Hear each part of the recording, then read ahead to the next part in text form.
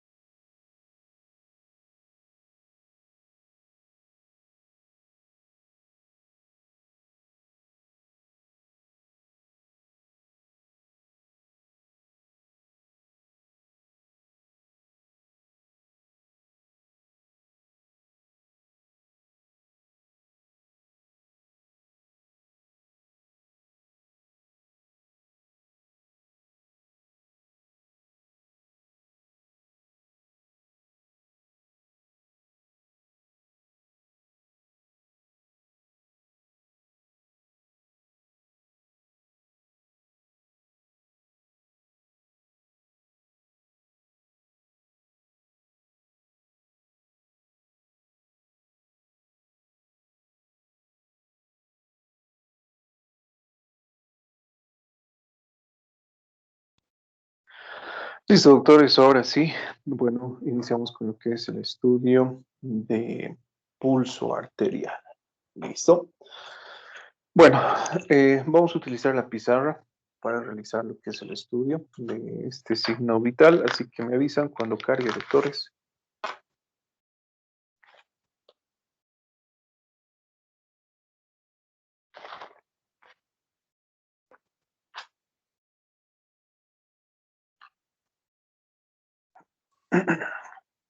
A mí ya me cargó, doctor. Listo. Bueno, entonces iniciamos, ¿sí? Bueno, a ver, algo importante que nosotros debemos conocer cuando realizamos lo que es el estudio de pulso arterial, primeramente es la definición y qué factores afectan en lo que es el pulso. ¿Sí? Así que vamos a empezar por allí, doctores. Sus camaritas, por favor. Sharon. A ver, Sharon, díganos, ¿qué es pulso para usted? ¿Qué es pulso arterial?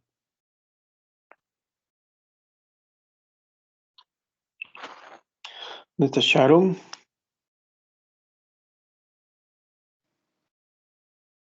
Doc, ¿cuál de las dos? Usted, Sharon.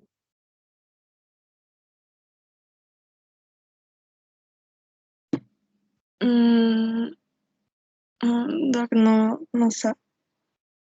No sabe lo que es Andrea Jaramillo Reynolds. ¿Qué es pulso, doctora?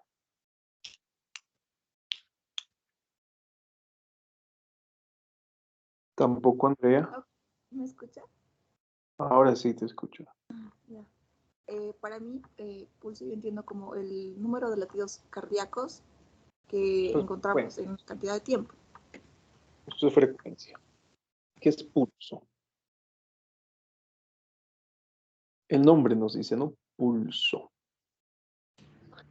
Es la pulsación que en este caso ejerce la sangre por su paso a través de las arterias. Sí, estamos hablando de pulso arterial. Y que se encuentra determinado por diferentes factores. ¿Sí?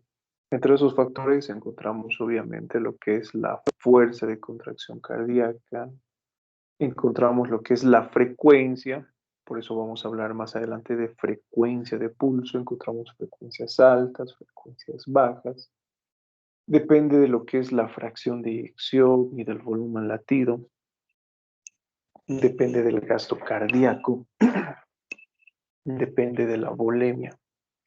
Si ustedes recuerdan lo que hemos hablado en clases pasadas, cuando hemos estudiado presión arterial, puede ser que uno de estos parámetros se modifique y su modificación nos lleve justamente a que los demás parámetros también se modifiquen. ¿A qué me refiero?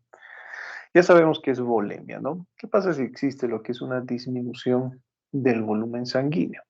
El gasto cardíaco también se reduce. ¿Qué sucede, por ejemplo, con el volumen latido? También se reduce, ¿no? Pero de todos estos factores que les he mencionado, podríamos decir que los principales son estos, ¿no? Volumen latido, fracción de eyección, resistencia vascular periférica, volemia y gasto cardíaco. ¿Sí? Bueno, ya sabemos entonces, doctores, qué es pulso. Para realizar lo que es la medición de pulso, doctorcitos, necesariamente debemos conocer nuestra anatomía. Y necesariamente Doc, tenemos que saber si... ¿está dibujando o escribiendo? ¿O no No, todavía? Ah, ya. está bien. Perdón que lo haya Bueno, interrumpido. necesariamente les había mencionado, tenemos que saber cuáles son las regiones anatómicas donde nosotros estudiamos el pulso.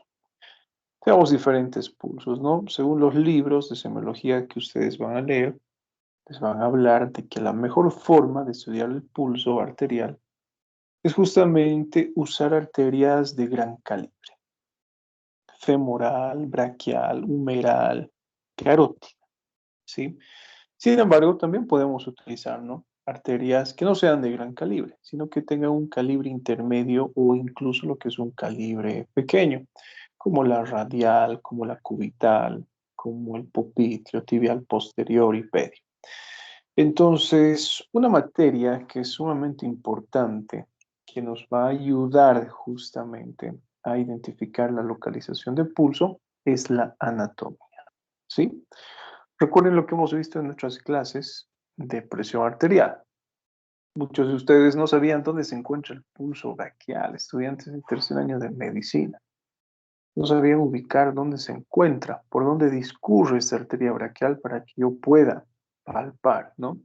Entonces, es sumamente importante, doctores, que ustedes conozcan la anatomía y saber por dónde discurren las arterias para palpar este tipo de pulsos.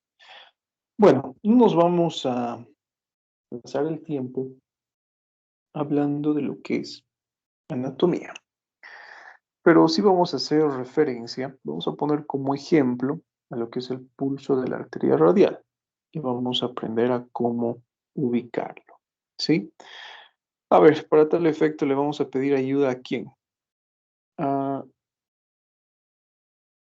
Erika Mundo Corre. Erika, active su camarita, por favor. Y todos vamos a observar a Erika.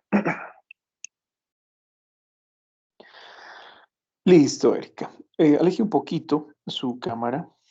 Eso es. Queremos ver su rostro, su tórax y exacto, su extremidad superior. ¿Listo? Muéstrenos su manito, a ver, hacia la cámara, que se vea bien. Un poco más atrás, por favor. Un poquito más. Doctor, Exacto. yo veo su pizarra, no la veo a No, ella. solo se ve su pizarra. Pero estamos usando la pizarra, doctores. Están perdidas, chicas. No saben ni de qué Sí, estamos sí, pero hablando. es que no se ve a la compañera por tener la pizarra abierta. Solo se ve la Pero, pizarra y pero ciérrenla, pues, doctoras. ¿Qué puedo hacer? No puedo cerrar yo desde acá su pizarra, ¿no? Ciérrenla, listo. Problema solucionado, doctores. ¿Sí? Y después la abrimos, no se preocupen. Bueno, si todos observan, su compañera está mostrando su extremidad. Lo que vamos a hacer es lo siguiente. Quiero que visualice la región interna, es decir, la palma de su mano. Eric, ¿sí? Realice lo que es el movimiento de flexión y extensión de la muñeca. Cuando usted realice este movimiento de flexión y extensión, puede observar sus tendones, ¿verdad? Los flexores y extensores a nivel de la muñeca. Exacto, ¿no? Lo que nos acaba de señalar su compañera. Hacia la región radial, es decir, hacia donde se encuentra el dedo pulgar, realice lo que es semiflexión ahora. No flexión. No, doctora, eso no es semiflexión. Eso es semiflexión. Realice lo que es semiflexión de la muñeca. Se ha formado, ¿no? Lo que es el tendón. Usted está observando el tendón. Hacia lo que es la región del dedo pulgar, entre ese tendón y la estructura ósea, usted va a palpar lo que es un surco. ¿Sí? ¿Cómo palpamos? Bueno, es importante la técnica, ¿no? Ya les había mencionado. Lo que nos diferencia a los médicos de los carniceros es justamente eso, ¿sí? La técnica. 3 deditos. Tenemos el dedo índice, el dedo medio y el dedo anular. Entonces, yo con estos 3 dedos voy a realizar la palpación de la arteria radial en este surco. Pero también existe una técnica. Porque si ustedes palpan con fuerza, van a suprimir el pulso. Y no es lo que buscamos en este caso, ¿no? Con el dedo índice, lo que usted va a hacer es realizar una palpación ejerciendo fuerza, pero no la suficiente como para obstruir, ¿no? Lo que es el pulso. Con su dedo índice palpe fuerte ese canal. Con el dedo anular haga lo mismo, palpe fuerte. Y el dedo medio coloque o apoye sobre la superficie de la piel. Usted va a sentir en este caso, a ver, ¿qué ha sentido? Díganos, antes de que me adelante.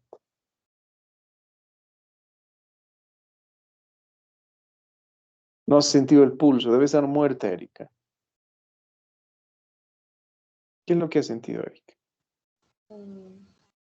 Como que pulsación. Has sentido ese latido, ¿no?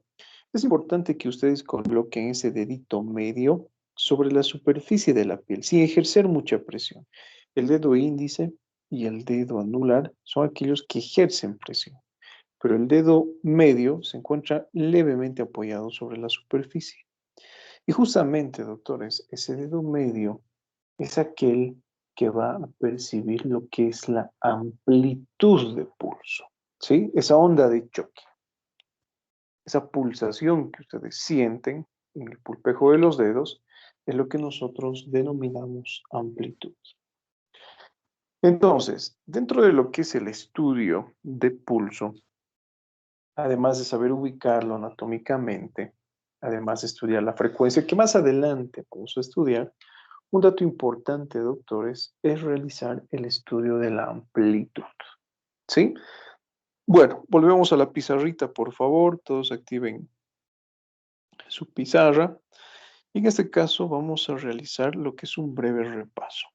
Tenemos la estructura cardíaca. Recuerden lo que hemos visto ya de forma reiterativa y creo hasta el cansancio en nuestras clases de fisiopatología. En este caso, la sangre proveniente del retorno venoso llega a la aurícula derecha. Ya sabemos qué le sigue, ¿no? Ventrículo derecho. Pasa a través de algunas válvulas. Tenemos la válvula tricúspide, tenemos la válvula pulmonar, tenemos la válvula, por ejemplo, mitral y tenemos la válvula aórtica. ¿Sí? La sangre llega, después de pasar por la circulación pulmonar, hacia la aurícula izquierda, luego ventrículo izquierdo y posteriormente, ¿no? Es expulsada hacia lo que es la circulación sistémica a través de lo que es la aorta. ¿Sí? Entonces, para que exista lo que es una adecuada amplitud de pulso, doctores, nuestro corazón, bueno, debe trabajar de forma efectiva. Es decir, la cantidad de sangre o la cantidad de volumen que llega a la estructura cardíaca debe ser la óptima, debe ser la adecuada. En este caso, podríamos decir que especialmente la funcionalidad del ventrículo izquierdo es aquella que va a estar en estrecha relación con lo que es la amplitud de pulso. Si es que ese ventrículo izquierdo es capaz de distenderse de forma efectiva para recibir lo que es un volumen adecuado de sangre, si es que es capaz de contraerse de forma efectiva para generar lo que es una fracción de eyección adecuada, entonces lo característico será que el paciente presente lo que es un pulso con una amplitud conservada. ¿Listo? Gráficamente, doctores, este tipo de amplitud conservada es representado por este tipo de gráfica. Lo vamos a hacer medio cuadrado, ¿sí? Esta es la gráfica de un pulso normal. ¿Eso qué nos quiere decir? Eso nos quiere decir que nosotros tenemos, por ejemplo, lo que es una rama ascendente, tenemos lo que es una rama descendente y tenemos lo que es una cúspide, que es plana y sostenida, pero podríamos decir que tiene una duración determinada, no tiene una duración breve.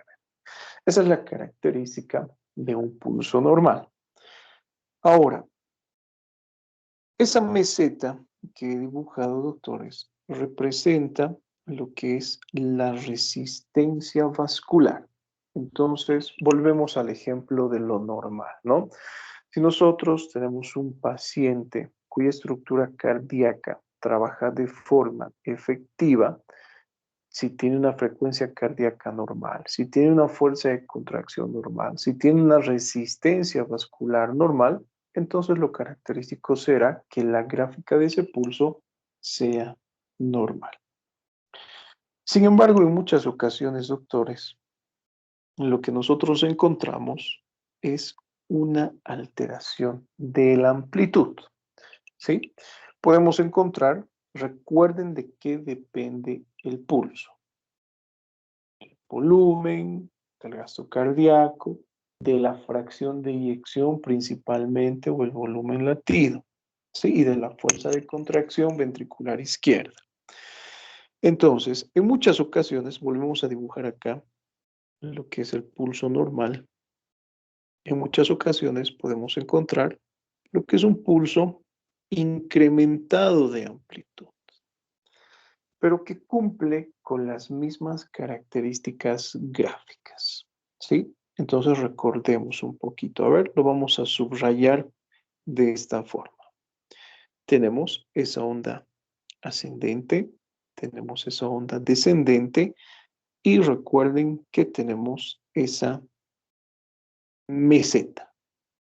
Si ustedes observan la gráfica del pulso en rojo que acabo de dibujar, también cumple, doctores, con las mismas características. Tenemos una onda ascendente, tenemos una onda descendente y también presenta lo que es una meseta. Pero, ¿qué es lo que nos llama la atención, doctores, en este tipo de situación? ¿Qué es lo llamativo? ¿Qué es más alta? ¿Qué es más alto? Entonces, a ese tipo de pulso, doctores, que gráficamente se caracteriza por ser más alto o más amplio, se denomina justamente así, pulso amplio, o también es denominado pulso maltus. Si ustedes han prestado atención, doctores, a lo que les he explicado de forma inicial, que depende de varios factores, ¿en qué tipo de estados nosotros podríamos encontrar este pulso incrementado en su amplitud? Semiológicamente, cuando ustedes realizan la palpación de pulso, esa expansión va a ser fuerte, va a ser sumamente intensa. Eso es lo que van a percibir al examen físico. ¿En qué alteraciones podemos encontrar? ¿En la hipertensión sería, Doc? Doc, quizás en una hipertrofia cardíaca. Hipertensión y la hipertrofia cardíaca no. Les voy a explicar por qué no. ¿Estenosis? Embarazo, Doc. Perdón. Embarazo, tal vez. Podríamos decir que incrementan en estados fisiológicos o en estados patológicos que cursen con lo que es una fracción de eyección incrementada. ¿Sí? Si es que existe un incremento de la volemia, bueno, muchas veces existe lo que es un incremento de la fracción de eyección. Si es que existe un incremento del gasto cardíaco, también muchas veces existe lo que es un incremento de la fracción de eyección. El ejemplo, ¿no?, que nos ha dado su compañera, el embarazo. En un embarazo existe un incremento de la volemia. Existe lo que es un incremento del gasto cardíaco. El gasto cardíaco se incrementa entre un 20 a 25% en una etapa de gestación.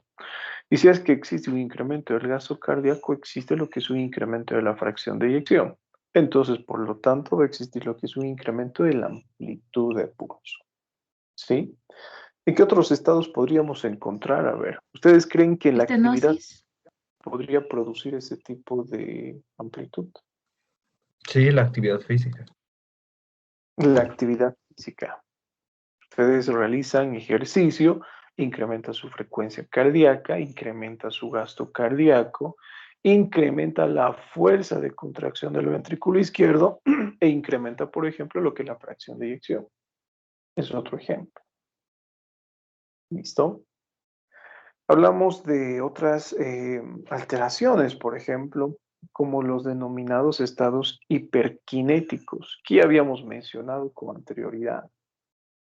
La anemia, la fístula arteriovenosa, en aquellos pacientes que presentan hipertiroidismo, tirotoxicosis. En este tipo de pacientes podemos encontrar este tipo de pulso, ¿sí?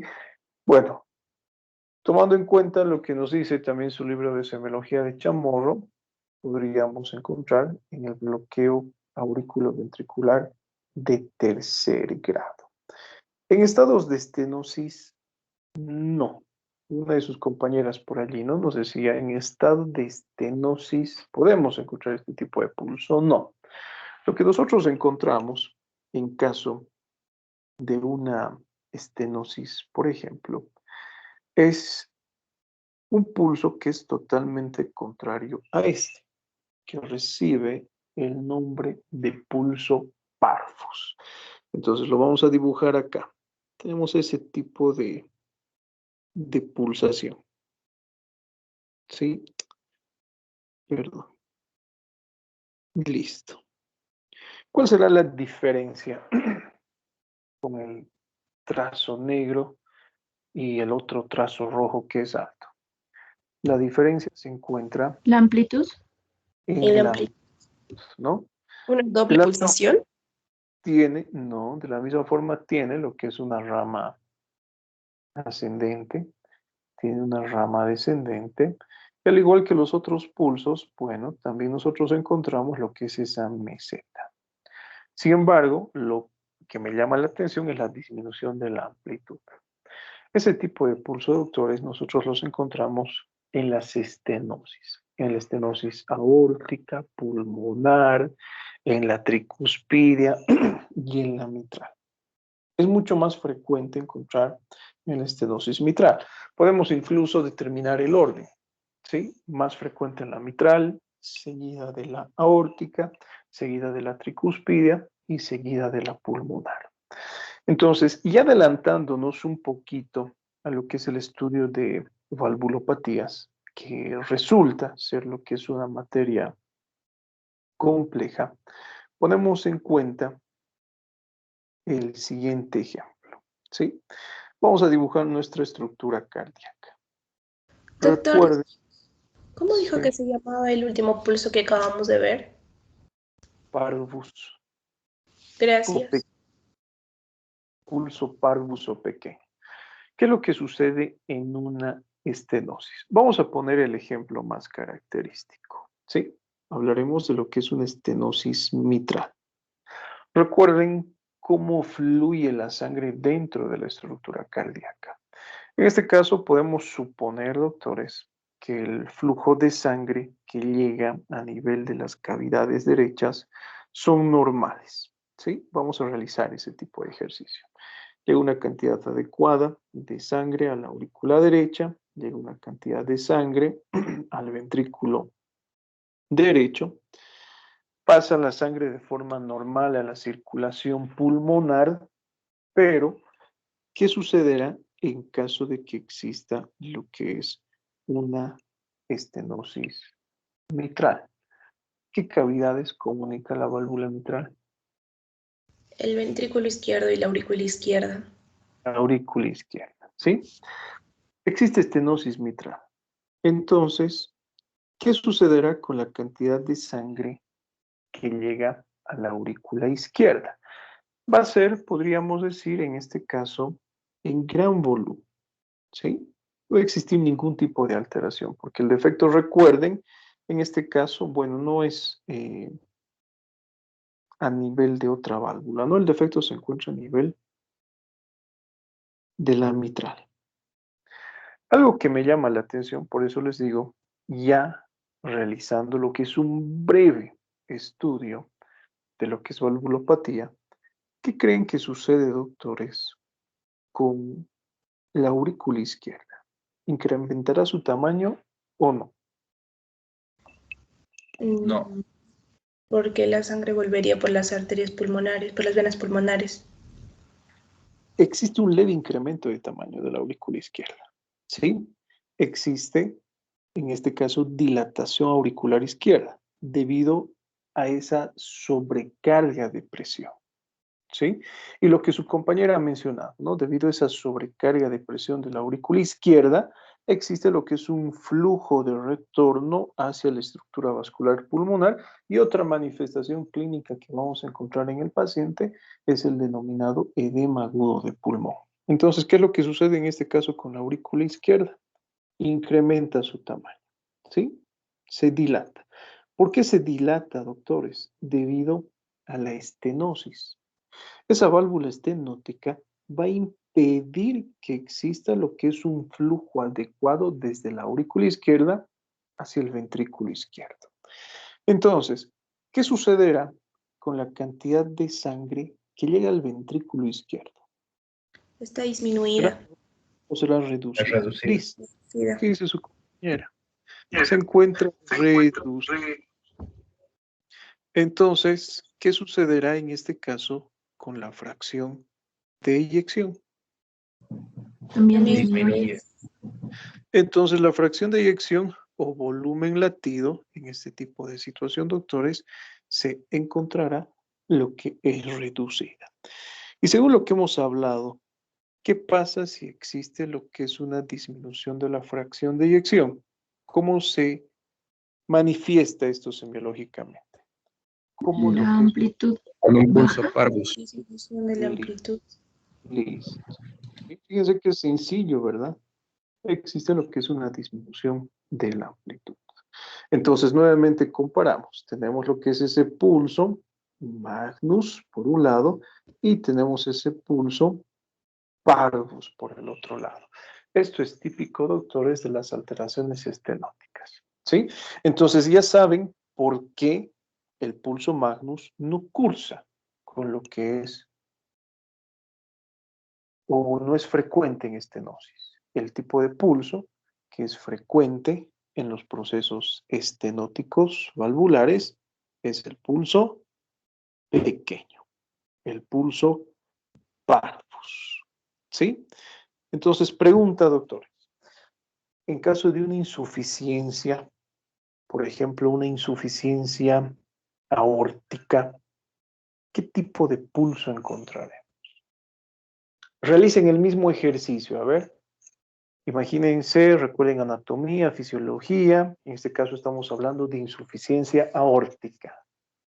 ¿Qué comunica la válvula aórtica? Al ventrículo izquierdo y la aorta.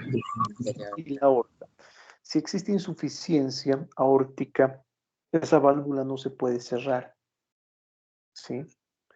Y si no se cierra, existe lo que es un flujo retrógrado de sangre.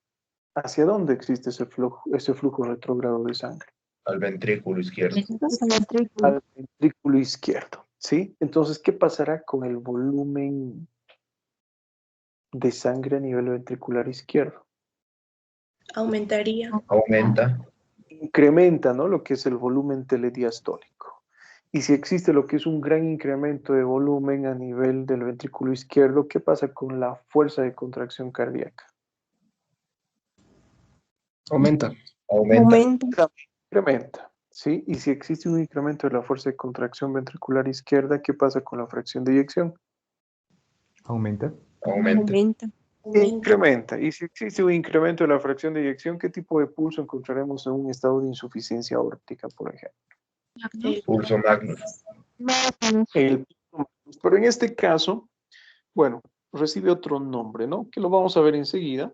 Hace referencia a lo que es el denominado pulso Seller o pulso en martillo de agua. Que como característica importante, por ejemplo, es que este pulso Seller o en martillo de agua es un pulso también incrementado en amplitud. Pero ¿cuál es la diferencia? Si ustedes observan, tenemos algo en común entre estos tres tipos de pulso que estamos hablando, que conservan su morfología. Tiene la rama ascendente, tiene la rama descendente y tiene lo que es esa meseta sostenida, ¿sí? Cuando hablamos del pulso Seller, del pulso Tardus, del pulso Bisferens, por ejemplo, ya cursan con ese tipo de alteraciones en la morfología de la O, ¿sí? Bueno, seguimos hablando del pulso Parvus, que es el pulso pequeño. Cualquier tipo de alteración, doctores, que sea capaz de disminuir o de cursar con una reducción de la fracción de eyección, presenta este tipo de pulso. Pregunta, a ver, vamos a asociar con infarto agudo de miocardio. En el infarto, les había mencionado, existe lesión de tejido, existe isquemia, existe necrosis. El corazón muchas veces pierde la capacidad para trabajar de forma efectiva, especialmente para contraerse de forma efectiva.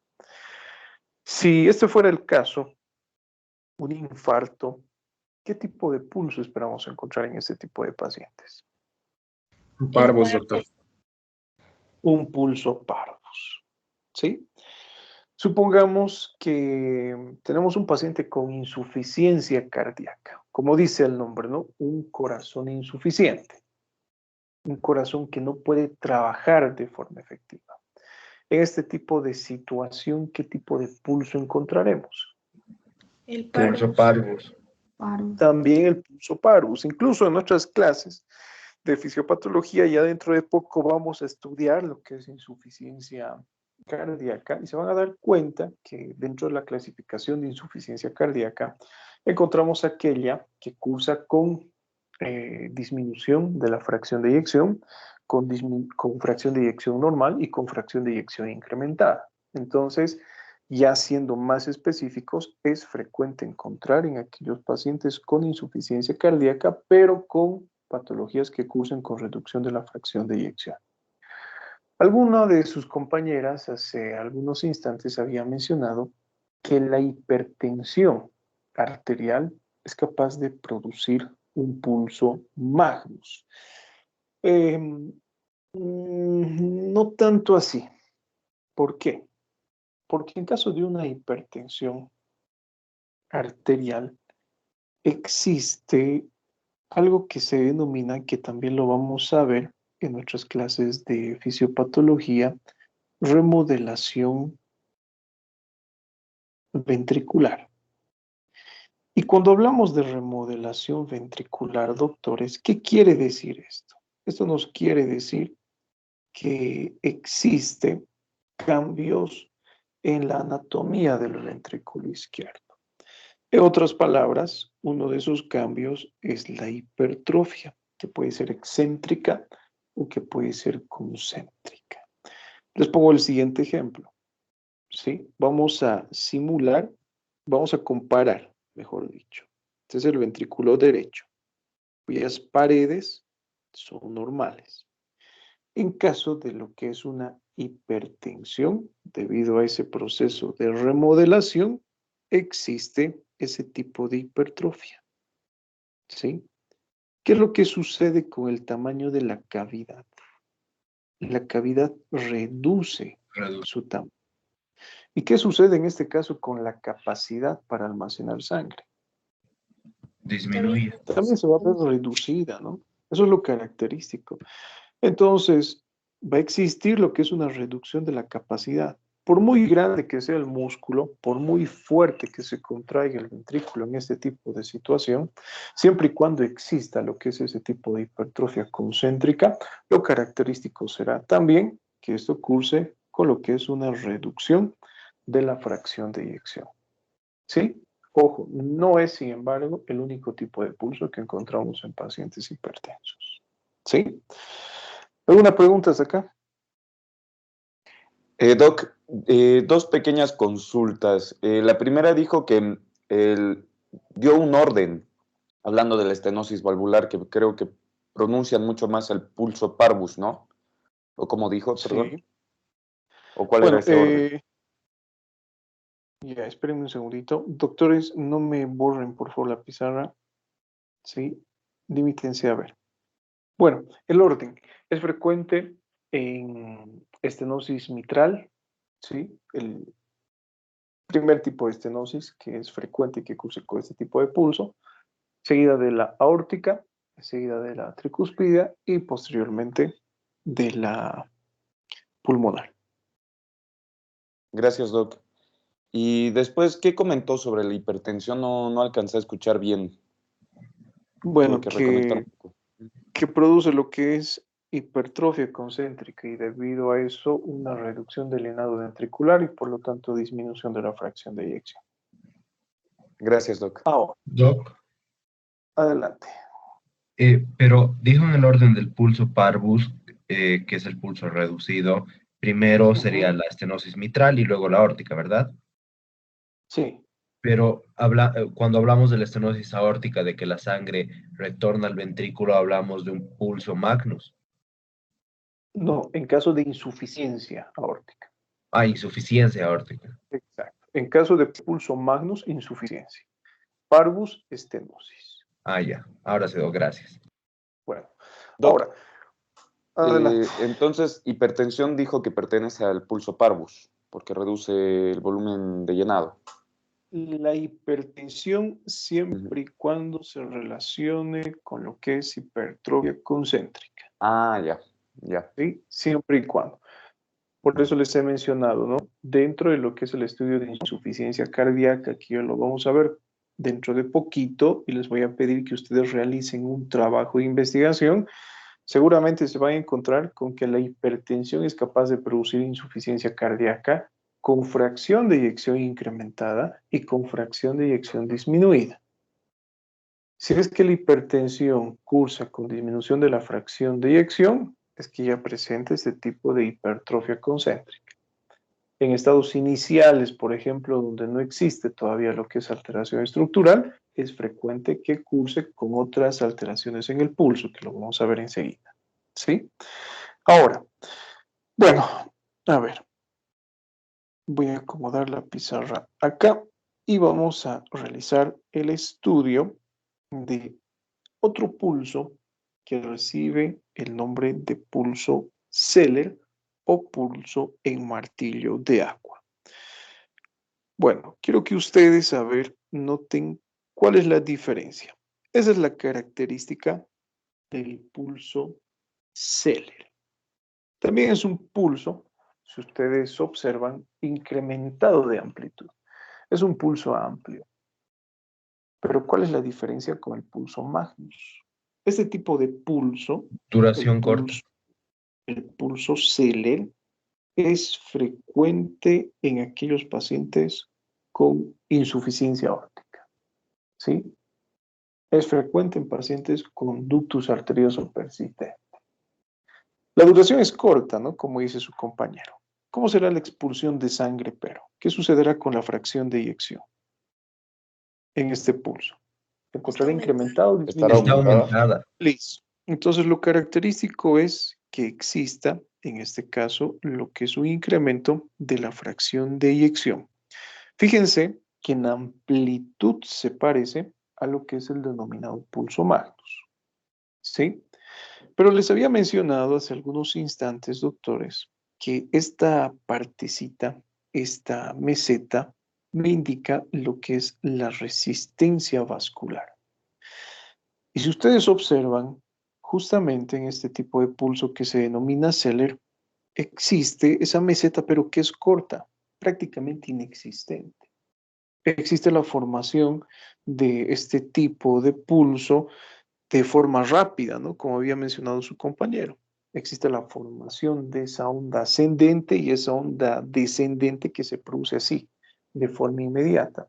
Entonces, ¿qué sucederá con la resistencia vascular?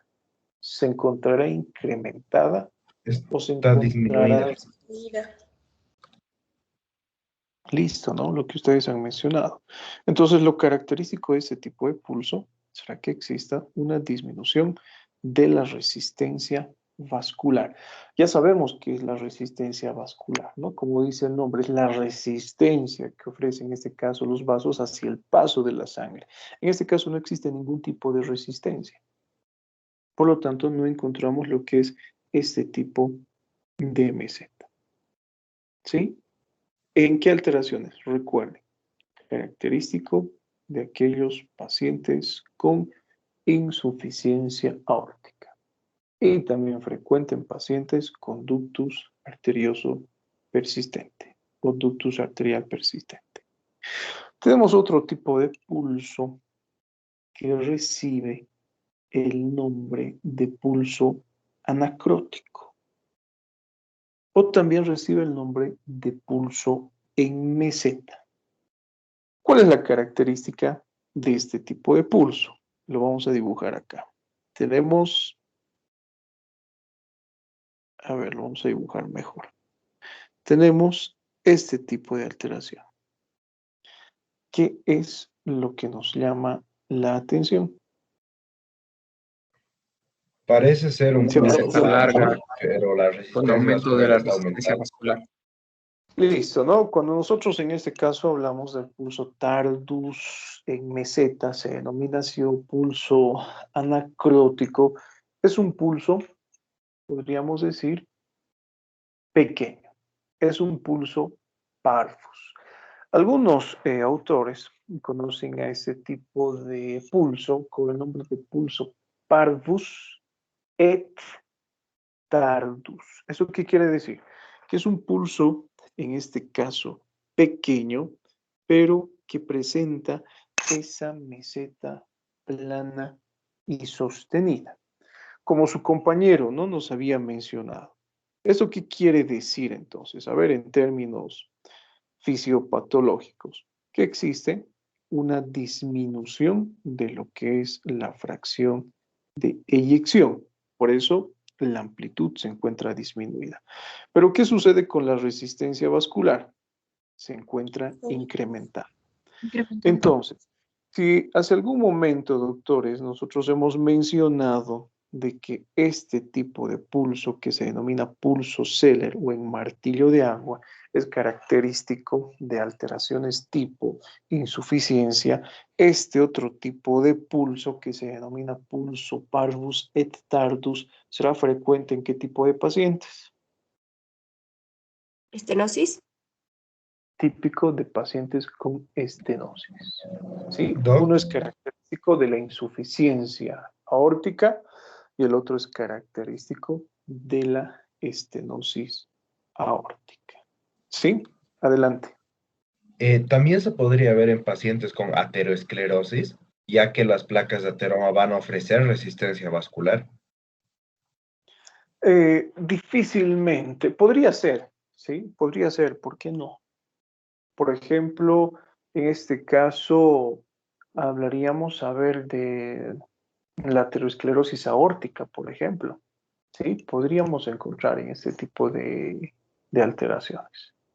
Sin embargo, para realizar el diagnóstico de aterosclerosis no nos basamos en el pulso. Recuerden lo que hemos visto en nuestras clases de fisiopatología, ¿no? Nos basamos en lo que es la concentración y el estudio laboratorial del perfil lipídico de manera general. ¿Listo? Podríamos sospechar. Como sospecha está bien, pero como un dato definitivo, nunca. ¿Sí? ¿Qué Doc, más?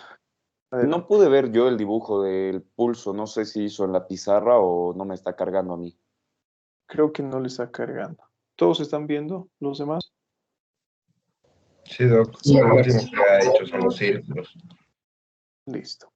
Bueno, a ver, esperemos unos minutitos más, por favor, porque también me aparece el mensaje de error de conexión y bueno, no me va a permitir compartir la pizarra.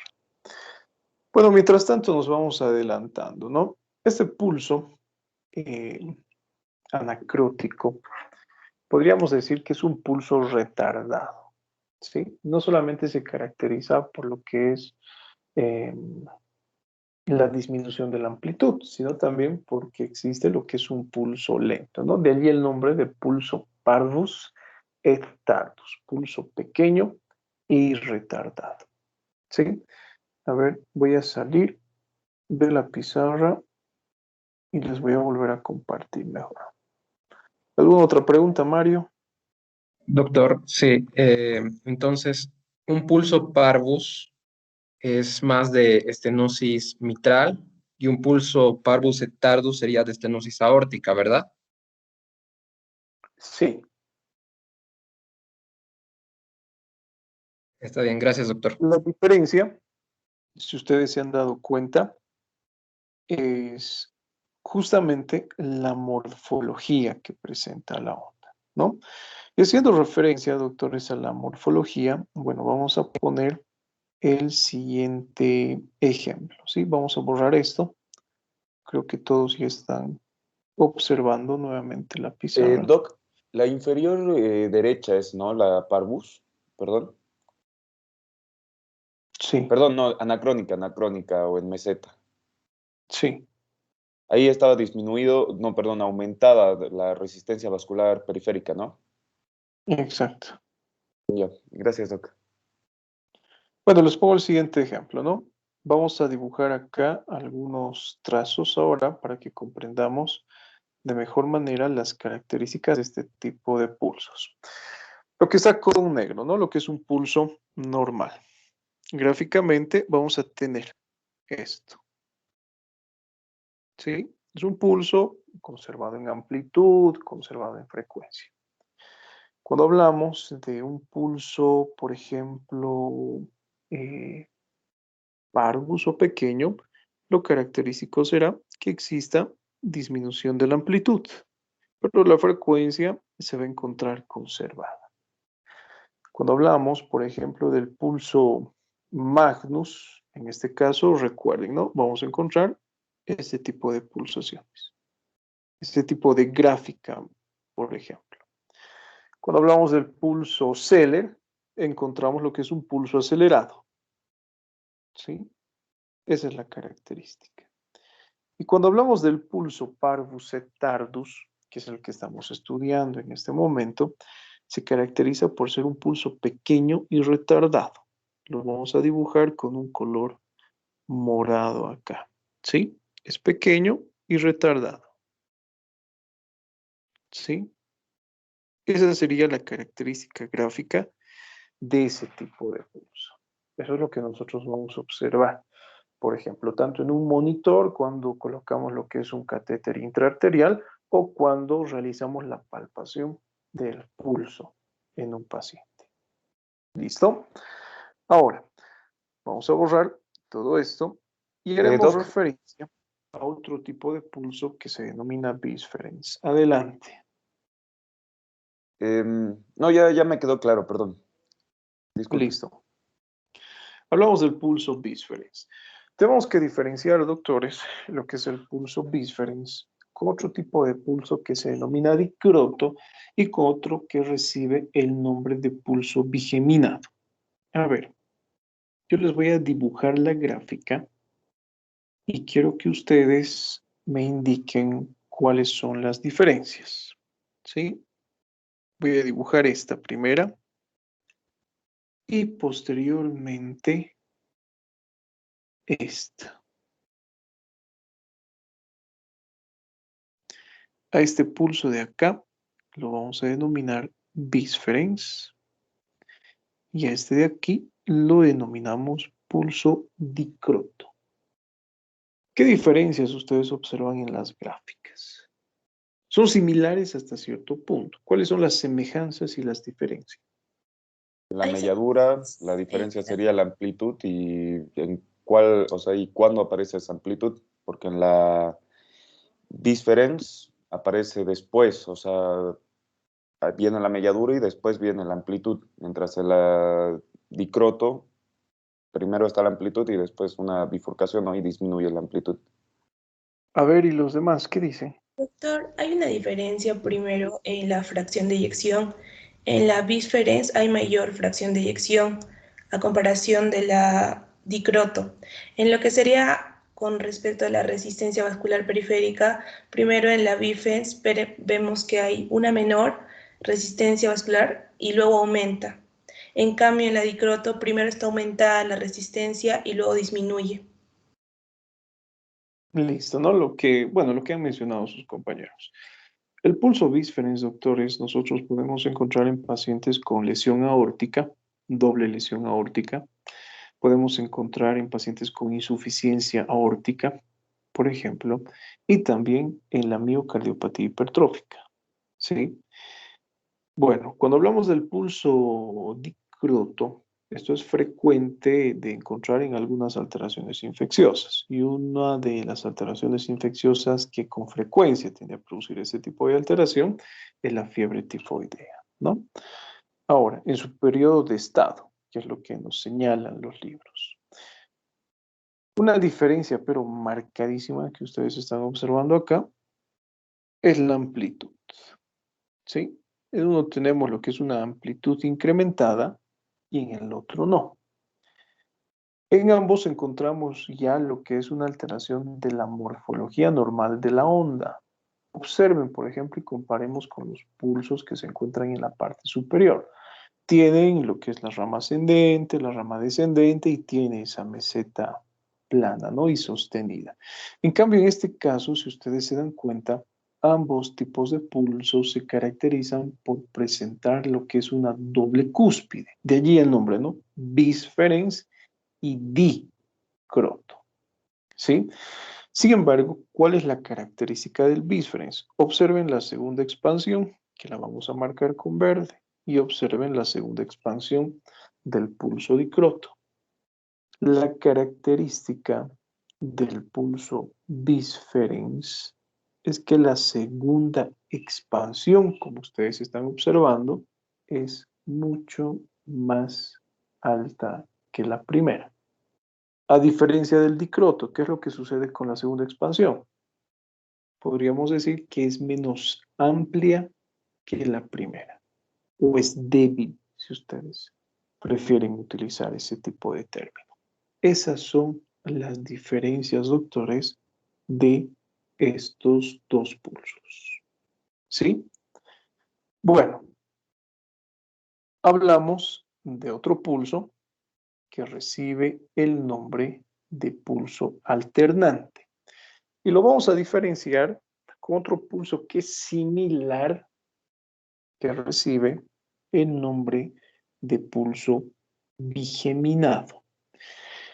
Bueno, cuando hablamos del pulso alternans, una característica semiológica importante, doctores, es que, como nos dice el nombre, ¿no? Alterna, lo que es una pulsación amplia seguida de lo que es una pulsación débil. Eso es lo característico. Entonces, tenemos un incremento de amplitud con lo que es una disminución de la amplitud. Incremento y disminución. Eso, doctores, es frecuente de encontrar en aquellos pacientes que presentan taquicardia, en aquellos pacientes con cardiopatía isquémica, es frecuente de encontrar incluso en aquellos pacientes que presentan extrasístoles. Pero en caso, doctores, de un extrasístole, a ver, recordemos por fisiopatología, ¿no? Vamos a dibujar acá nuestro trazo electrocardiográfico. ¿Sí? Este es un electrocardiograma normal. Si ustedes recuerdan, cuando hemos hecho referencia a lo que es un extrasístole, quiero un extrasístole, a ver, háganme recuerdo.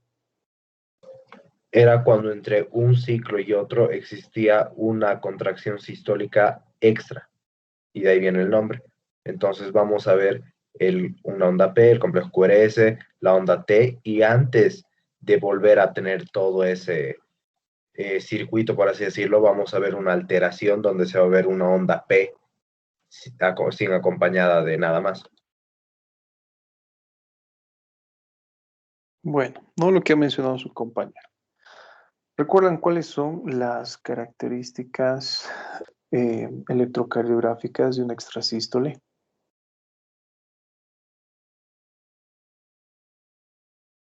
Se adelanta a lo esperado en el electrocardiograma con relación a los otros ciclos. Dependiendo si es auricular o ventricular, vemos las variaciones. No, pero tenemos criterios, ¿no? Cuando yo digo que es extrasístole, ¿cuál es la diferencia, a ver, con un ritmo de escape? En el ritmo de escape hay una pausa al inicio. En el extrasístole hay una pausa compensatoria al final. Después, ¿no? de la activación del foco ectópico. Cuando hablamos de extrasístole, se activa ese foco ectópico y tenemos esa pausa después de la activación del foco. Cuando hablamos del ritmo de escape, tenemos la pausa primeramente, el corazón deja de latir y para que, bueno, el paciente logre sobrevivir, se activa ese foco ectópico. Doctores, no me toquen la pizarra, los voy a colgar.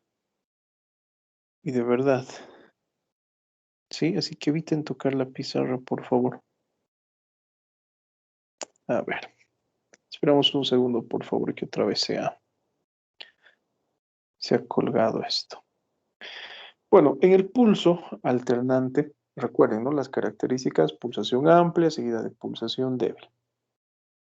Podemos encontrar en estas extrasístoles. Y en estas extrasístoles justamente coincide, podríamos decir, el defecto con las alteraciones electrocardiográficas.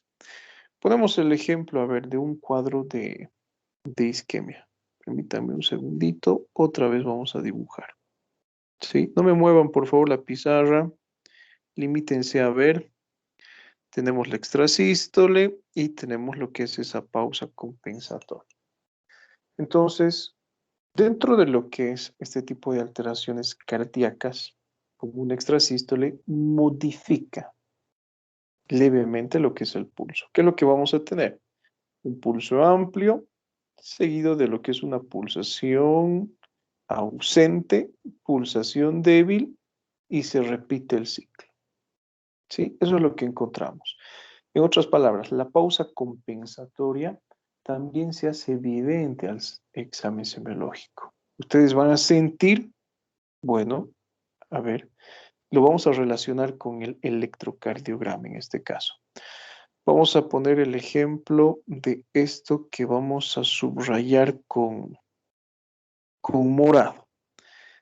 A diferencia de esto que vamos a subrayar, a ver, con este color rojo. Semiológicamente, lo que está dibujado con morado, ¿qué tipo de pulso producirá a diferencia del extrasístole? ¿Un pulso más amplio o menos amplio, a diferencia del extrasístole?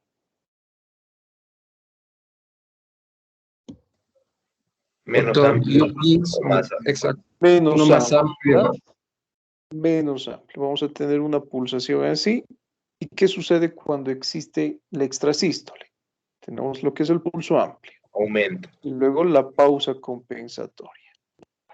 ¿Sí? Fíjense que esas alteraciones electrocardiográficas semiológicamente también se manifiestan. Entonces recuerden, siempre y cuando encontremos este tipo de alternancia entre un pulso amplio y débil, pulso alternante. Ahora, ponemos el ejemplo con lo que es el pulso bigeminado. El pulso bigeminado, doctores, se caracteriza por lo siguiente. También tiene un parecido con el pulso alternante. Entonces vamos a dibujar nuevamente acá cuáles son las características del pulso alternante, no lo típico, con lo que generalmente nos encontramos en la práctica clínica, ¿sí? Del pulso alternante. Cuando hablamos del pulso bigeminado, lo llamativo, doctores, es lo siguiente. Tenemos esto y esto. ¿Cuál es la diferencia con el pulso alternante? La amplitud. Amplitud. La amplitud, ¿no? El pulso alternante, como ustedes observan, entonces, doctores, se caracterizará ¿por qué?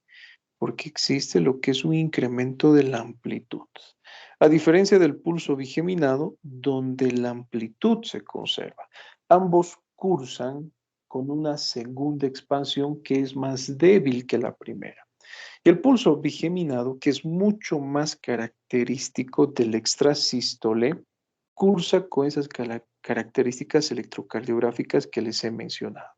Otra vez realizamos lo que es nuestro trazo electrocardiográfico, nuestra extrasístole, y ese tipo de extrasístole generalmente lo más frecuente, recuerden, dentro de la práctica clínica, es que se evidencie por ese tipo de pulso que recibe el nombre de bigeminado. Y no solamente encontramos en este tipo de alteraciones, sino también cuando utilizamos algún fármaco antiarrítmico. Otorgamos, por ejemplo, un beta bloqueante al paciente y ya sabemos cuál es el efecto de acción, ¿no? Disminuye la fuerza de contracción y por lo tanto, debido a ese efecto, lo que nosotros vamos a encontrar es una amplitud disminuida. Las extrasístoles, vuelvo a repetirles, pueden presentarse en ambos tipos de pulsos, ¿sí? Es más frecuente que se presenten en un pulso bigeminado. La diferencia con el pulso alternante es la amplitud y nada más. ¿Sí? Hablamos de otro pulso que recibe el nombre de pulso paradójico, que ya lo hemos estudiado en nuestra clase de fisiopatología. ¿Por qué se produce el pulso paradójico? ¿Cuál es la causa del pulso paradójico? O sea, desaparece a la inspiración. Listo, ¿no? Nosotros, pero ¿cuál es la causa? A ver, fisiopatológicamente hablando.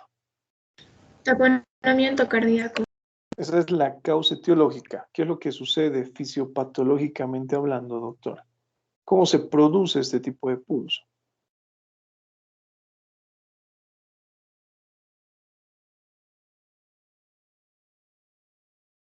No, y es bien olvidado, doctores. ¿Cómo se No era, produce? ¿No era un aumento del retorno venoso? No. A ver, ¿qué sucede? ¿Descenso de la presión sistólica? Descenso de la presión arterial sistólica, ya puede ser, pero ¿por qué se produce? Ya se han olvidado. Bueno, a ver, mientras ustedes van recordando, se denomina pulso paradójico porque existe una paradoja, ¿no? Ya sabemos que es una paradoja. ¿Qué es una paradoja, doctores? Contradicción.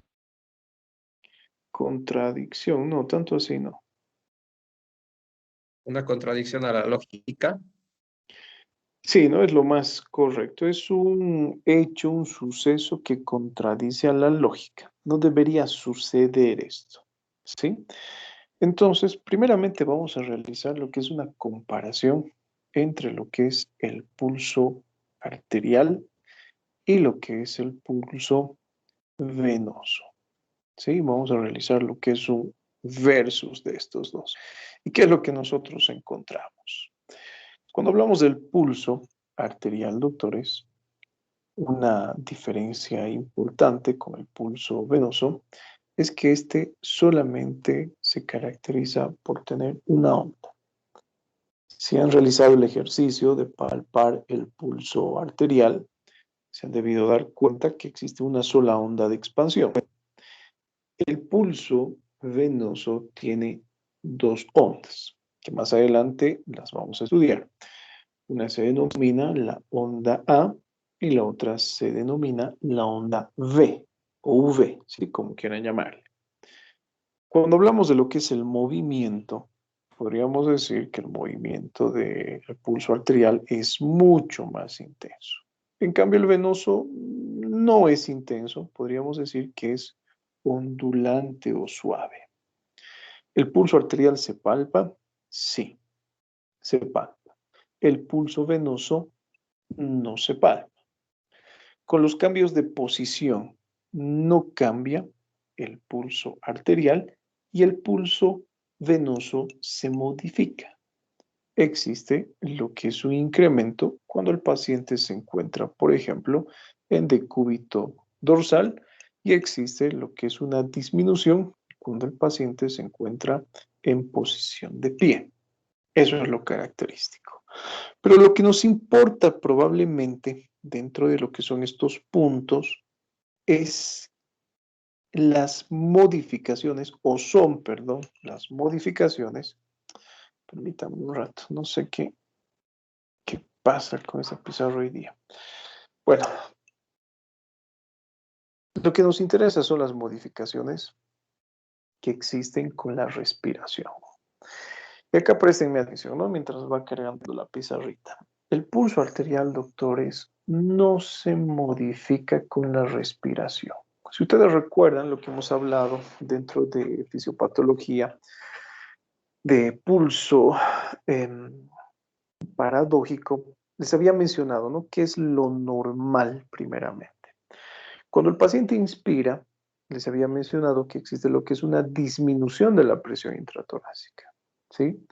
Eso favorece a que exista lo que es un llenado auricular derecho y ventricular derecho adecuado, lo cual desplazaba el tabique hacia la parte izquierda. Ese desplazamiento del tabique podríamos decir que limitaba de forma leve la forma en la cual, o la capacidad de llenado ventricular, era mínima esa limitación, ¿sí? Existía un leve descenso del llenado ventricular izquierdo.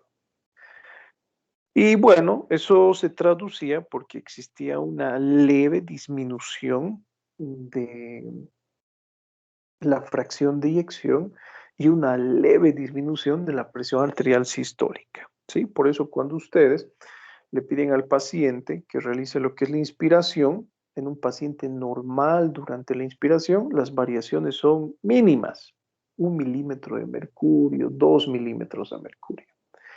En caso de un taponamiento, como el ventrículo izquierdo es comprimido, les había mencionado, de fuera hacia adentro, cuando el paciente inspira, existe lo que es un retorno venoso a la aurícula derecha y al ventrículo derecho, pero como el corazón es comprimido de afuera hacia adentro, no existe lo que es un paso efectivo de sangre hacia el ventrículo izquierdo. ¿Sí? Este no se llena de forma completa. Entonces la fracción de eyección reduce drásticamente y la presión arterial sistólica también reduce drásticamente. Y aquellas personas, bueno, que han realizado el estudio, esa presentación que les había pedido de cómo medimos el pulso paradójico a través del uso de un tensiómetro, se han debido dar cuenta que las variaciones son mayores a 10 milímetros de mercurio. ¿Sí? Recuerden entonces qué es lo normal. Ahora, semiológicamente hablando, no se debe modificar el pulso arterial. Al examen físico yo no debo observar en un paciente normal nada en el pulso arterial. El pulso venoso sí se modifica, ¿sí? ¿Qué sucede durante la inspiración? Existe vaciamiento venoso, por así decirlo. Y durante la expiración existe lo que es llenado. Estamos hablando de lo normal, ¿sí? Cuando hablamos del pulso paradójico, sucede esto que hemos visto en fisiopatología. Se invierte ese patrón. Durante la inspiración existe lo que es mayor llenado venoso y durante la expiración existe, en este caso, lo que es vaciamiento. Esa es la paradoja. No debería existir esto, ¿no? Es un hecho contrario a lo que esperamos usualmente. Entonces, cuando hablamos del pulso arterial paradójico, lo que su compañero nos ha mencionado, ¿no? Se caracteriza por lo que es una reducción de la amplitud de pulso durante la inspiración, ¿sí? Eso es lo característico. Y muchas veces existe lo que es una desaparición completa de la amplitud de pulso durante la inspiración. Eso es lo típico, doctores, en este tipo de paciente. ¿Recuerdan qué sugería? ¿Alguno de ustedes recuerda qué me indicaba este pulso arterial paradójico? ¿Cuáles eran las causas? Taponamiento cardíaco. Pericarditis constrictiva y Pericarditis. signo de Taponamiento Maul. cardíaco y pericarditis constrictiva. ¿Sí? Era frecuente en este tipo de alteraciones. ¿Sí? No sé si en este grupo, creo que no. ¿Ustedes han realizado la exposición de cómo medimos el pulso paradójico con tensiómetro? Sí, doc. Algunos me han presentado un mnemotécnico, ¿no? ¿Recuerdan cuál era ese mnemotécnico? Tapón. Tapón. Tapón, ¿verdad? Sí, algunos me han presentado ese mnemotécnico. Tapón. ¿Qué significa tapón? Taponamiento cardíaco, pericarditis constructiva, obstrucción de la vena cava superior y neuropatía obstructiva. Neumopatía, no neuropatía, ¿sí? Neumopatía. Lo que dice su compañera entonces. Taponamiento, eso es lo que me indica. Me indica también lo que es pericarditis constrictiva, lo que nos ha mencionado luego, ¿no? Lo que es un proceso obstructivo a nivel de la vena cava superior. Y me indica de la misma forma lo que es un proceso como una neumopatía obstructiva.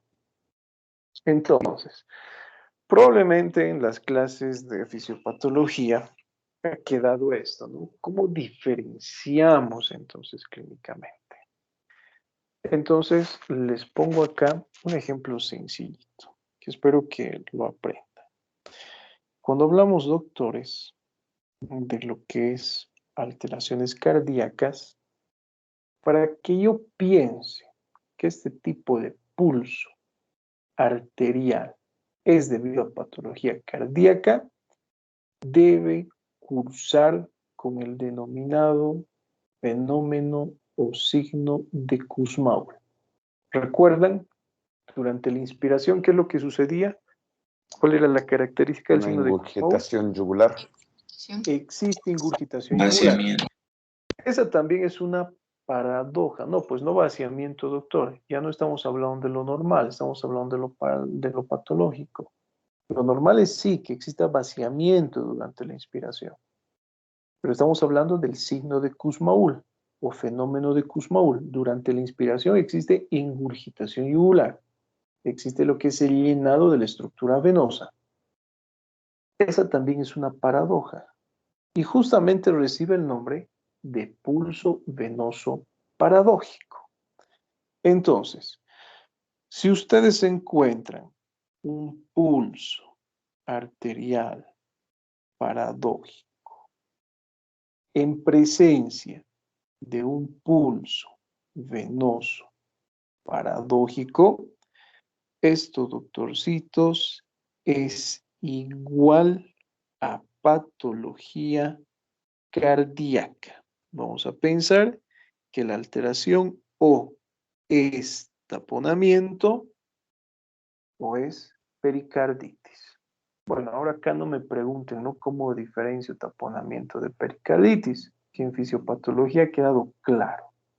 Uno cursa con la tríada de Beck, con datos que sugieren lo que son manifestaciones de shock circulatorio, y la otra cursa con alteraciones de insuficiencia cardíaca derecha, hipertensión portal, ascitis, edema, hepatomegalia, etc. ¿Sí? Se ha comprendido, ¿verdad? Pulso arterial paradójico. Disminución de la amplitud de pulso durante la inspiración, más pulso venoso paradójico, o signo o fenómeno de Kussmaul, o ingurgitación durante la inspiración, patología cardíaca. ¿Listo? Así de simple.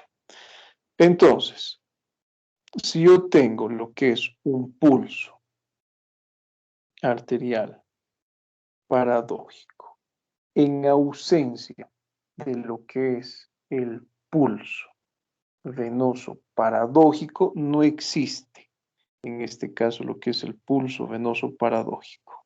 ¿Sí? No existe, lo vamos a tachar con rojo. Voy a pensar en qué. En alteración respiratoria. Bronquitis, sospecharé en lo que es enfisema, sospecharé en lo que es estenosis laringea. Esas son las características semiológicas para diferenciar este tipo de alteraciones. Cuando hablamos de proceso obstructivo de la vena cava superior, hay otras manifestaciones clínicas que vamos a estudiar en cabeza y en cuello, que es el denominado edema en esclavina. Es un edema que no deja fobia, que se ubica en zonas altas del cuerpo, cabeza, cuello y tórax. ¿Sí? ¿Dudas, preguntas, doctores?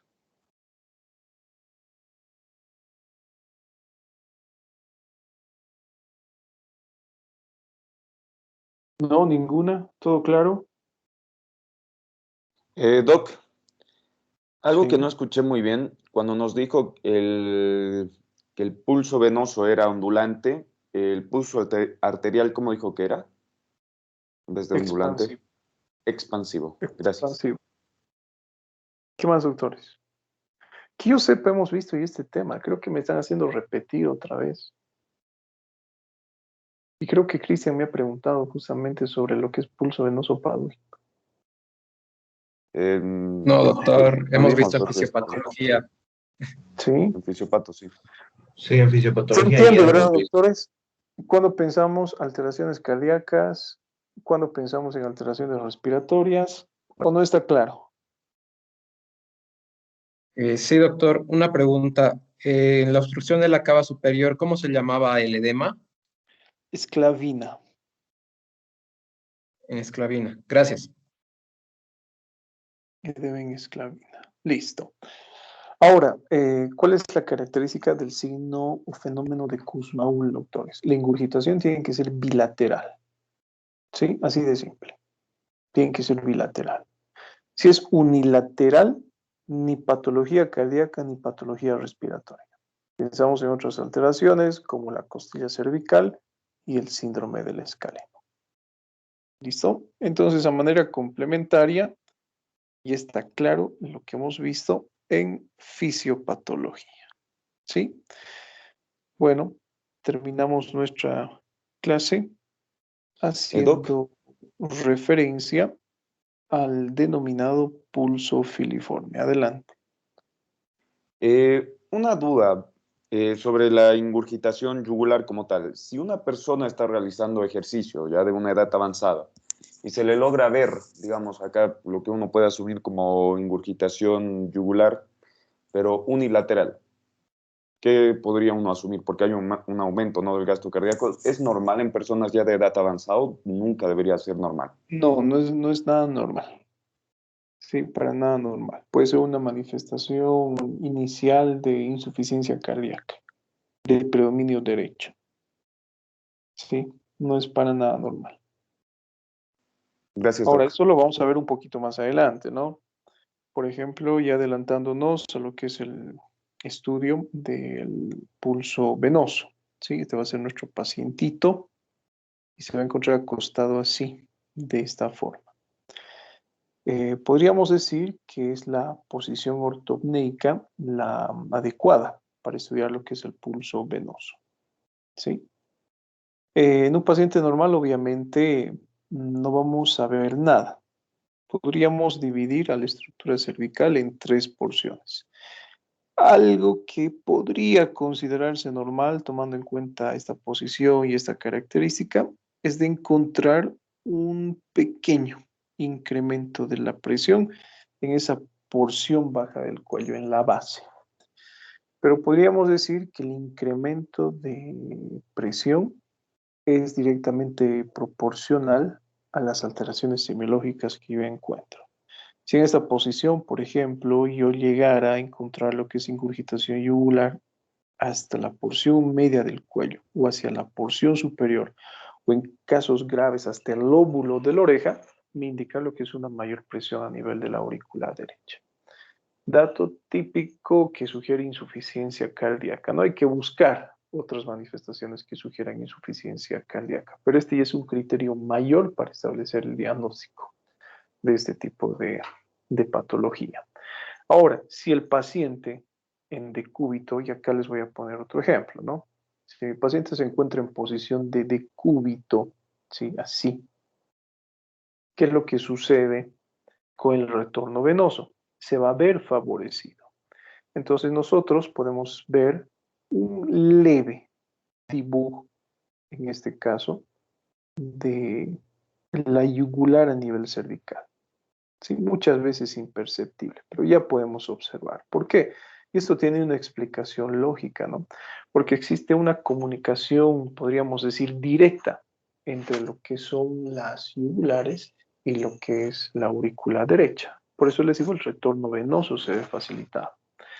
Imagínense, en posición de pie no podemos encontrar esto. Si mi paciente en posición de pie presenta esto, bueno, nosotros pensamos en un mayor incremento de la presión venosa. Eso lo vamos a detallar tanto cuando realicemos el estudio de pulso venoso y cuando realicemos el examen de estructura cervical. ¿Sí? ¿Qué más, doctores? ¿Alguna pregunta o duda? Ninguna. Hablamos del pulso filiforme. Bueno, vamos a dibujar otra vez, ¿no? Nuestros pulsos. Tenemos acá el pulso normal, tenemos el pulso magnus, ¿sí? Tenemos lo que es el pulso parvus y con rojo dibujamos el pulso filiforme. ¿Qué es lo que nos llama la atención? Que es un pulso sumamente disminuido de amplitud, pero incrementado en lo que es frecuencia. Esto es frecuente de encontrar en pacientes con shock hipovolémico. Pierden volumen, el corazón como respuesta presenta lo que es un incremento de la frecuencia cardíaca para satisfacer las necesidades de oxígeno, pero como está perdiendo el paciente sangre, por ejemplo, entonces lo característico es disminución de la amplitud. Y en algunos estados avanzados de la insuficiencia cardíaca, especialmente la de predominio izquierdo, encontramos también este tipo de pulso. ¿Sí? El pulso filiforme. Listo, doctores. Si no hay preguntas y no hay dudas, nos despedimos. Doc, una pequeña consulta. Cuando usted nos mostró las frecuencias de los pulsos, ¿en qué literatura aparecen dichas frecuencias? ¿En el mismo Chamorro, para complementar un poco? ¿Qué frecuencias, perdón? Porque nos mostró, digamos, ¿no? Como ahora el filiforme, pero de los principales, al inicio que no alcancé a escuchar muy bien, voy a repasar igual con la grabación. Las Pero frecuencias, pero no hemos hablado de frecuencia todavía. no es frecuencia, pero Las, ¿cómo las llamó, perdón? Porque las gráficas, supongo. gráficas, sí, sí. Bueno, está en el libro de Suros, en el libro de Chamorro, en el libro de Argente Álvarez, están en todos los libros estas gráficas. Ah, ya. A ver. Muchas gracias, Doc. Doc, en Chamorro no he encontrado, he visto y me he ido a la parte de palpitaciones porque no hay un apartado como pulso como tal. No hay pulso arterial, debe haber. ¿Qué ediciones? La última, la cuarta. La cuarta debería estar, ¿no? Si no, busquen en el libro de Suros. En el libro de Suros están las descripciones y las gráficas. Por ejemplo, las descripciones que hemos visto hoy, lo he tomado de ambos libros, ¿no? Del libro de semiología de Suros y el libro de semiología de Chamorro. Pero si han prestado atención, doctores, a la clase, ahí está, ¿sí? Justamente pensando en que algunos libros, el libro de Argente creo que no tiene las gráficas, ¿sí? Por eso he utilizado la pizarra, ¿no? Para graficarles. Entonces, espero que hayan prestado atención, doctores. Bueno, ni para revisar la grabación, ¿no? Porque las pizarras no se graban en las clases. Ese es el problema. ¿Qué más? ¿Saben qué? Miren, yo les recomiendo algo, ¿sí? Cuando utilizamos pizarra, no sé si se conectan desde computadores o qué sé yo, pero conectándose también desde el celular, desde su tablet, iPad, etcétera, pueden descargar otros programas.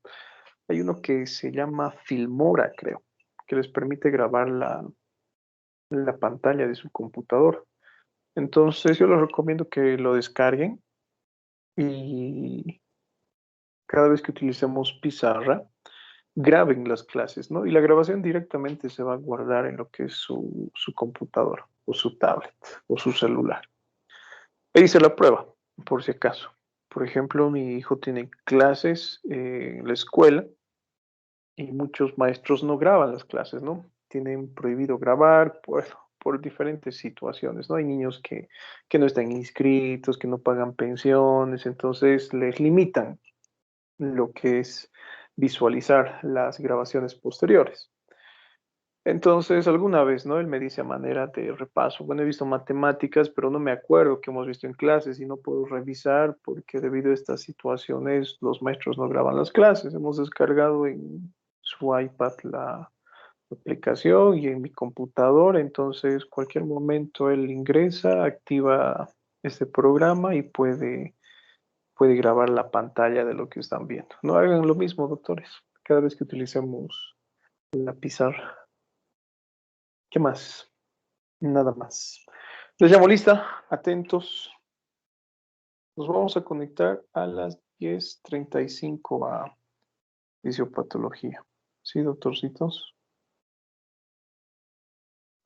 No se van a emocionar iniciar la clase antes de tiempo. Doctor. Adelante. No, le digo, está bien, doctor. Listo. Este es el grupo A, ¿no? A ver.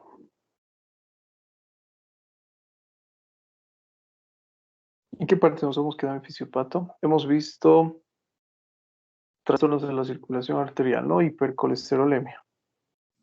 Hasta aterosclerosis y la etiología. Listo. Hoy entonces vamos a realizar el estudio. ¿Con qué quieren empezar, doctores? ¿Insuficiencia o hipertensión? Hipertensión. Hipertensión, ¿no? Hipertensión. para darles palo, para someterles. Doc, Adelante. ¿qué vamos a basar el lunes en semio? Mm, a ver, empezamos ya con semiología de cabeza. Ahí, Doc, gracias. Hoy es 20, ¿no? Avan, Presente, doctor. Acebo, Presente, Doc. Argote, Presente, Doc. Arnés, Presente, Doc. Arraya, Presente, Doc. Doc, por favor, en la anterior clase me puso como que no estaba presente, pero sí estaba. Y puse incluso en Arraya, el chat. Sí, pero seguramente no dijo presente, Arraya. pero puse en el chat porque no podía encender mi audio. A ver, vamos a ver esto, ¿sí? Listo. Barral, Presente, Barral, doctor. Barriga, Presente, doctor. Bilbao, Presente. Castellanos, Presente. Daza, Presente. Encinas, Encinas, presente, doctor. Ferreira, Presente, Doc. Flores, Presente, Doc. Flores Navia, Presente. Gamboa, Presente. Gómez, Presente. Gutiérrez, no está Gutiérrez Angulo, Gutiérrez, Presente. Gutiérrez Silvestre, Presente, doctor. José, Presente, Doc. Guaita, Presente, doctor. Hurtado, Presente, doctor. Ibarra, Presente, doctor. Jaramillo, Presente, doctor. Loaiza, Presente, doctor Loaiza. López, López, presente, Doc. Luján, Presente. Márquez, Presente. Miranda, Presente, doctor. Miranda Francisco, Presente, doctor. Montaño, Mundo Corre, no está Presente, Montaño, ¿no? Muñoz, Muñoz, presente, doctor. Nilipu, Presente, doctor. Orellana, Presente, doctor. Ortuño, Presente, doc. Parco, Presente, doctor. Pérez, Pérez, presente, doc. Pizarro, Presente, doctor. Rivera, Presente, doctor. Riva, Presente, doctor. Rocabado, Presente, doctor. Sánchez, Presente, doctor. Ticoda, Ticona, presente, Doc. Torrejón, Torrejón, presente, doctor. Torrico, no está Torrico. Torrico, presente, doctor. Flores, tampoco Vaca Flores. Velarde, Velarde, presente, Torrico, doc. presente, doctor. Vélez, Félix, presente. Zambrano, Presente, ¿dónde está Zambrano. Zambrano Sharon, Presente, doctor. Zamorano, Presente, doc. Centeno, Presente, doctor. Garay Presente, doctor. y Vargas. Presente, doctor. Listo, doctores, nos vemos entonces a las 10:35. Hasta entonces. Gracias, Nos doc. vemos, Hasta luego. Doc. Hasta luego. Gracias, doctor. Hasta luego. Hasta luego, doctor.